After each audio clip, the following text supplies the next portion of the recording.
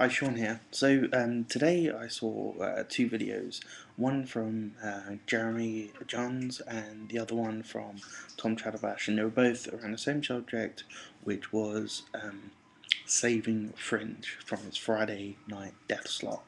Um, and I thought I want to make kind of like a video response because I'm in the UK and Fringe doesn't play on Fox, and Fox doesn't take into account our ratings, or at least I don't believe they do.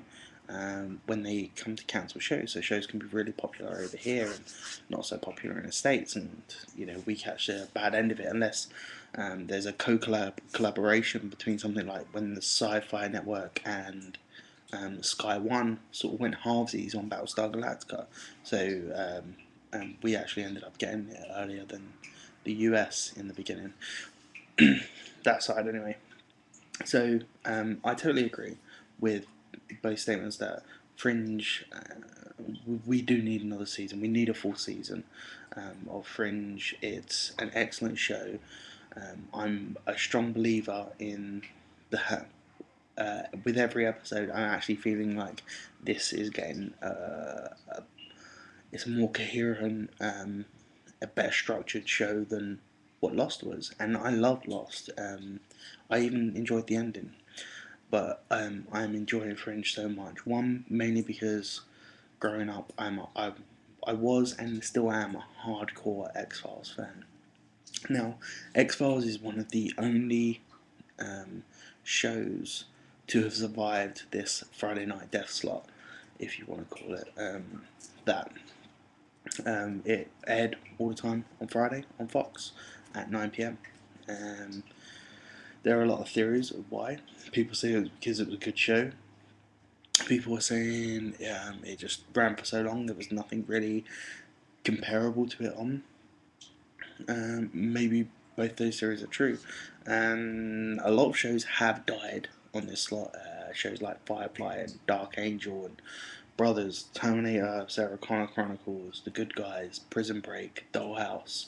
I think The Good Guys and Dollhouse being the most recent ones, probably, and Terminator. Yeah, I mean, those shows were okay.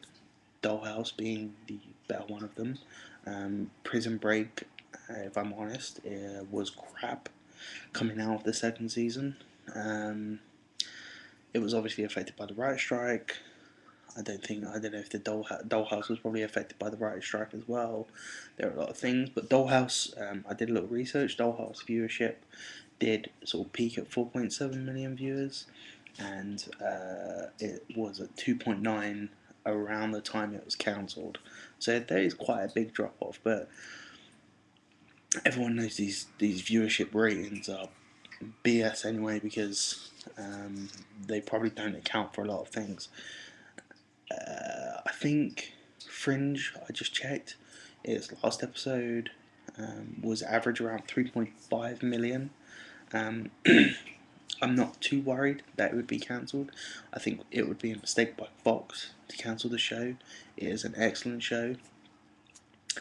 I think if they did cancel it, we might see something of another studio picking it up. I definitely see Sci-Fi Network picking it up simply because their best shows struggle to get 3.5 million views.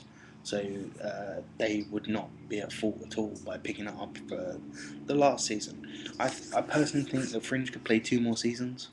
I think it would be a really, really tight character arc if they just did the last season. So I think we might see Fringe creators come forward and say we're going to do 1 more season. And I think Fox will probably pick it up. I don't see why not. If you don't watch Fringe, check it out. It is an updated X Files in the way that it's a Monster of the Week show, but it does have this very, very awesome underlining storyline that I just find totally compelling, and the acting in it is brilliant. You might need to get over a little hump in the first season of maybe the first 6 episodes, where it's it's character building, but it is straightforward character building, and it really feels like watching this week's episode and then going back and checking out a few of the earlier episodes, that character building was there from the beginning. They kind of knew where they were going to go with it, because there are some sort of underlying subplots that deal with it.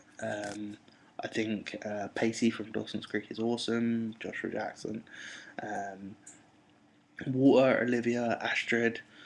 The whole thing with Massive Dynamic is so perfectly built in terms of a TV series, and I've never once like fast forwarded an episode or skipped an episode or not worried about watching an episode, because it truly is a compelling show to watch.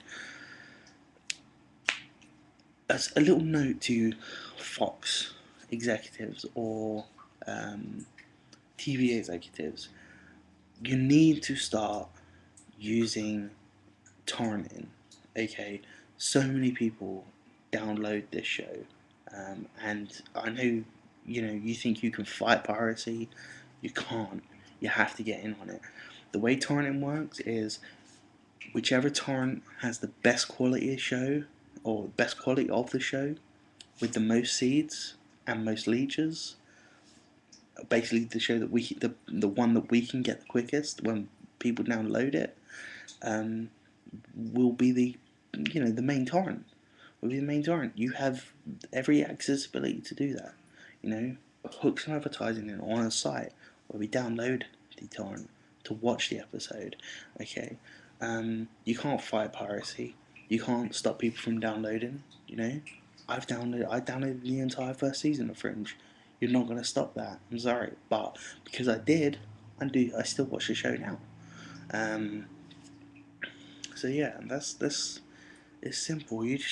I mean, all right, okay, it's not that simple. People might download the torrent from somewhere else, I know, but you can't fight it. You can't fight the way the technology is going. Okay, you can put it on Hulu. People will probably watch it on that. Netflix, people will watch it on that. Whichever hosting, you need to find a new way to keep a show alive, especially like this. That's all I gotta say. If you are US bound, check out Fringe Friday night on Fox. If you're not in the US, check out Fringe anyway. The show is fucking good. It's better than EastEnders, and that's basically what we get.